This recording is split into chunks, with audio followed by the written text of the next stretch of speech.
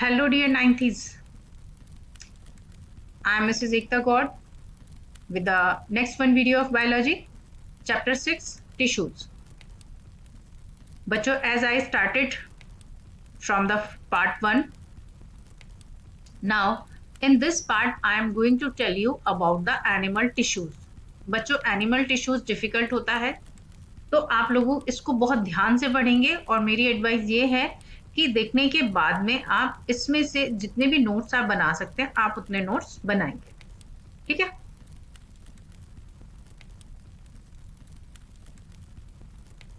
Now see the animal tissues. So on the basis of the structure of cells and their function, animal tissues are classified into major types. अब बच्चों मैंने आपको बताया था कि structure of cells ही decide कर रही हैं उनका फंक्शन, और वही डिसाइड कर रही हैं कि इधर it will go for the animal tissues and it will be the part of plant tissues. ठीक है, तो देख लेते हैं इनके पार्ट्स क्या क्या है. देखो, फर्स्ट है एपिथेलियल टिश्यू, सेकंड है muscular tissue, third is nervous tissue, fourth is connective tissue. तो यहाँ पर जो इनके नाम रखे गए हैं बेटा, उसी के अकॉर्डिंग ये हमारी बॉडी का पार्ट भी बनते हैं. देखो, जैसे एपिथेलियल टिश्यूज हैं, ये कुछ फ्लैट काइंड ऑफ स्ट्रक्चर्स दिखाई दे रहे हैं, तो मोस्ट प्रोबेबली ये किसी भी ऑर्गन का आउटर लेयर बनाएंगे. ठीक है. अब सेकंड है मस्कुलर टिश्यूज. मस्कुलर टिश्यूज ये मसल्स टिश्यूज हैं. मसल्स हमारी जो आउटर लेयर के नीचे वाली लेयर होती है उसको बोलते हैं. तो ये मस्कुलर टिश्यूज हैं. ठीक है. नेक्स्ट आ गए नर्वस टिश्यूज. देखो, नर्वस टिश्यूज ये पूरे हमारी बॉडी में एक नेटवर्क की तरह से स्प्रेडेड रहते हैं. नेटवर्क माने तो तारों की तरह से, जैसे कि हमारे मोबाइल के टावर्स लगे हुए हैं, वहां से हमें कोई भी इंफॉर्मेशन अपने घर में बैठे मिल जाती है. ऐसे ही हमारी बॉडी में नर्वस टिश्यू फंक्शन करता है. ठीक है. नेक्स्ट आता है कनेक्टिव टिश्यू. कनेक्टिव टिश्यूज देखो, यहाँ एक one kind of connective tissues show हो रहे हैं. ठीक. अब यहाँ पर जो ये तीनों ही टिश्यूज हैं, ये तीनों ही टिश्यूज अपनी अपनी जगह पर सही से फंक्शन क्यों कर पा रहे हैं? Because of this connection. क्योंकि यहाँ पर इन सबको जोड़ने के लिए कनेक्टिव टिश्यूज भी होते हैं. So these are very important types of the tissues which are present in animal tissues and in our body also. Now let's see the next about the epithelial tissues. अब बच्चों, ये epithelial tissues क्या हैं? देखो, epithelial tissues हैं the covering or protective tissues in the animal body are animal tissues. तो covering और protective tissues यानी कि ये हमारी स्किन से कनेक्टेड है.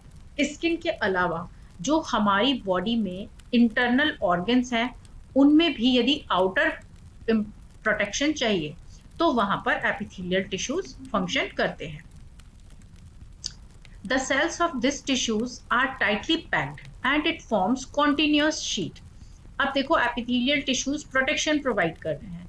अब कहीं पर भी यदि हमें प्रोटेक्शन या कवरिंग करनी है तो हम कोई भी ऐसी शीट लेते हैं जिससे हम उसको पूरी तरह कवर कर सकें. जैसे कि हम टेंट भी बना रहे हैं, किसी चीज को हमें सूखने से, गीला होने से बचाना है, तो हम उसको पूरी तरह से कवर करेंगे. किसी फटे हुए कपड़े से तो हम नहीं करेंगे उसको, हम किसी भी मजबूत कपड़े से उसको ढकने की कोशिश करेंगे. तो इसलिए ये हमारा प्रोटेक्शन है एपिथेलियल टिश्यूज. तो ये किस तरह से होती है? ये टाइटली पैक्ड होती है, यानी इनमें किसी भी तरह के इंटरसेलुलर स्पेसेस नहीं होते हैं, और ये कंटिन्यूअस शीट की तरह से होती है. ठीक है. तो ये इस तरह की कंडीशंस कहलाती है epithelial tissue. More about epithelial tissues. Indeed, cells of epithelium contains very little or no intercellular matrix. तो इसका मतलब क्या हुआ कि इंटरसेलुलर स्पेस नहीं होता, इंटरसेलुलर मैट्रिक्स भी नहीं होता है. Next is the skin and lining of buccal cavity, blood vessels, alveoli of lungs and kidney tubules are made of epithelial tissues. देखो, जो स्किन है उसको प्रोटेक्शन चाहिए. जो हमारी बकल कैविटी है, बकल कैविटी होता है हमारा माउथ. ठीक. जितनी भी ब्लड वेसल्स हैं उनको प्रोटेक्शन चाहिए, तो तो ब्लड वेसल्स यानी आर्टरी, वेन्स, इन सबको प्रोटेक्शन चाहिए। तो ये सब किससे बनी होती है? एपिथेलियल टिश्यू से बनी होती है। एल्वियोलाई ऑफ लंग्स, लंग्स क्या है? लंग्स रेस्पिरेटरी सिस्टम का पार्ट है जिससे हमें ऑक्सीजन मिल रही है। तो alveoli is the minute unit of the lungs, ठीक है, जो जिसका सरफेस एरिया यदि लंग्स के अंदर बढ़ जाता है तो वो हमारी ऑक्सीजन लेवल के कंटेंट को डिसाइड करता है। तो वो भी, उसको भी क्या चाहिए? बहुत ज्यादा प्रोटेक्शन चाहिए, इसलिए वहां भी एपिथेलियल टिश्यूज प्रेजेंट होते हैं। एंड किडनी ट्यूब्यूल्स, देखो किडनी ट्यूब्यूल्स क्या काम कर रही हैं? हमारी बॉडी का जितना भी हार्मफुल और वेस्ट मटेरियल है उसको ले जाने का काम कर रही हैं, है ना। तो यहाँ पर तो ग्रेटर प्रोटेक्शन चाहिए। तो ऐसी किसी भी जगह पर जहां पर हमें प्रोटेक्शन चाहिए तो वो एपिथेलियल टिश्यू से फॉर्म होगा। चलो अब आगे देखते हैं। Let's see the location of epithelial tissues in human beings. अब बच्चों देखो, एपिथेलियल टिश्यूज के बहुत सारे टाइप्स होते हैं, ठीक। अब ये कहां पर एपिथेलियल टिश्यूज हो सकते हैं? Air sacs of the lung, kidneys, intestine, respiratory tract और ईसोफेगस, ठीक। तो यहाँ पर आपको कुछ मैंने आपको बताया है कि यानी एपिथेलियल टिश्यूज वहां पर प्रेजेंट होंगे जहां पर भी हमारी बॉडी को एक्स्ट्रा प्रोटेक्शन चाहिए। तो आपको यहाँ पर याद रखना है कहां पर ये एपिथेलियल टिश्यूज प्रेजेंट होते हैं। Now see more about epithelial tissues. Epithelial cells lie on a delicate non-cellular basement membrane which contains a special form of matrix protein called collagen, ठीक है। अब जो एपिथेलियल सेल्स हैं, क्योंकि ये प्रोटेक्शन प्रोवाइड कर रही हैं बच्चों, तो ये प्रोटीन की बनी हुई होती है। अब प्रोटीन भी हमारी बॉडी में बहुत अलग अलग तरीके के होते हैं, तो उसमें से जो कोलेजन काइंड ऑफ प्रोटीन होता है वो एपिथेलियल सेल्स को फॉर्म करने का काम करता है। तो आप यहाँ याद रखेंगे collagen protein. Here is an important condition for the epithelial tissues, as epithelial tissues may be simple or stratified. Simple का मतलब होता है composed of a single layer of cells, ठीक है। Stratified का मतलब होता है made up of several layers of cells. Simple means यदि एक ही लेयर में है, ठीक, तो हम उसको सिंपल बोलेंगे। लेकिन स्ट्रेटिफाइड का मतलब क्या होता है? स्ट्रेटिफाइड का एक कॉमन मीनिंग होता है पूरी बायो में ही कि वहां पर मल्टी लेयर कंडीशंस होंगी। तो stratified made up of several layers of cells. तो here are two conditions of epithelial tissues. Now let's see the functions of epithelial tissues. As already I am telling you, it is for protection. So epithelial cells protects the underlying cells from mechanical and chemical injuries and bacterial or viral infections. तो हमारा जो complete protection है वो epithelial cells कर रही हैं, इधर from the mechanical injury, mechanical यानी आपके कोई चोट लग गई है, केमिकल इंजरी किसी तरह का आपकी कोई बर्निंग हो गई है या और भी किसी तरह की कोई इफेक्ट ऑफ केमिकल्स है आपकी बॉडी पर, so that is the kind of injury. Bacterial या वायरल इंफेक्शन है तो उससे भी हमें एपिथेलियल सेल ही प्रोटेक्ट करेंगे। It covers most organs and cavities with in the body.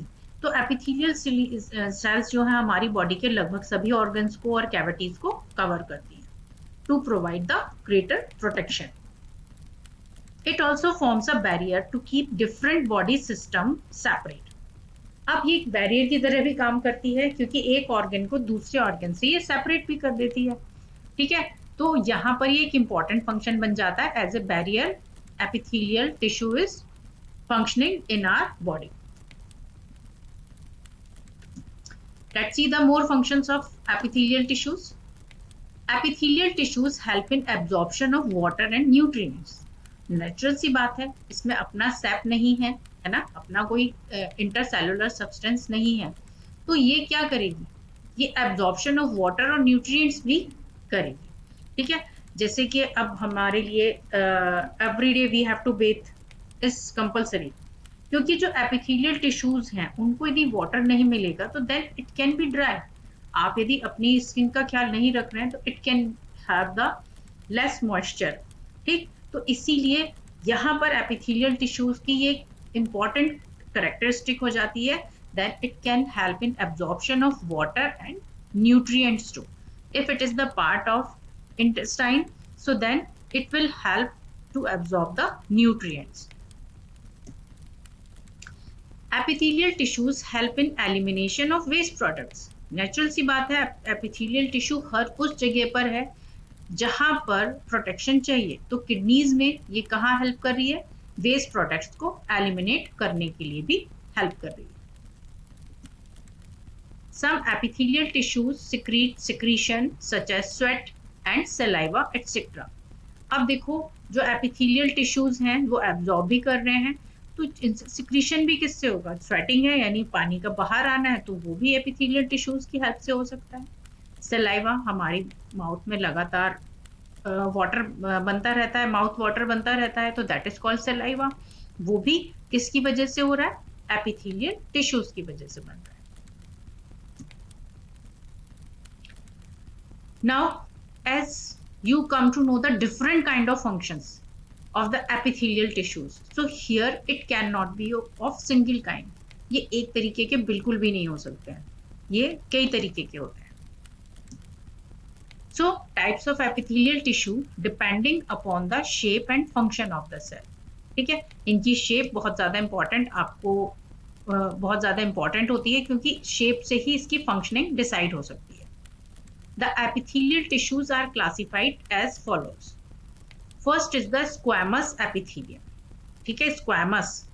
Second is cuboidal epithelium. आपको इनके नाम बहुत ध्यान से पढ़ने चाहिए. Third is the columnar epithelium. Fourth is the glandular epithelium. Fifth is the ciliated epithelium. These are the 5 kinds of the epithelial tissues. ठीक है, अब जरा हम इनको डायग्रामेटिक भी देख लेते हैं कि किस तरह का इनका डायग्राम होता है. देखो, सिंपल स्क्वामस, ये सिंपल दिखाई दे रही हैं, ये भी एपिथेलियल हैं बट ये क्यूबॉइडल क्यूब शेप में दिखाई दे रही हैं. कॉल्यूमनर हैं, ये लंबी दिखाई दे रही हैं, कुछ कॉलम के जैसी दिखाई दे रही हैं. ये स्ट्रेटिफाइड स्क्वामस हैं. स्ट्रेटिफाइड के लिए मैंने आपको बताया था, जो मल्टी लेयर्ड हो जाती है, यानी यही वाली जो सेल हैं जो मल्टी लेयर्स में दिखाई दे रही है, तो ये स्ट्रेटिफाइड स्क्वामस हो गई. ये स्ट्रेटिफाइड क्या हो गई, क्यूबॉइडल हो गई, यानी ये जो क्यूब सेल्स हैं यही ये मल्टी लेयर्ड हो गई हैं, तो ये स्ट्रेटिफाइड क्यूबॉइडल कहलाएंगी. ठीक है, ये हो गई स्यूडो स्ट्रेटिफाइड कॉल्यूमनर.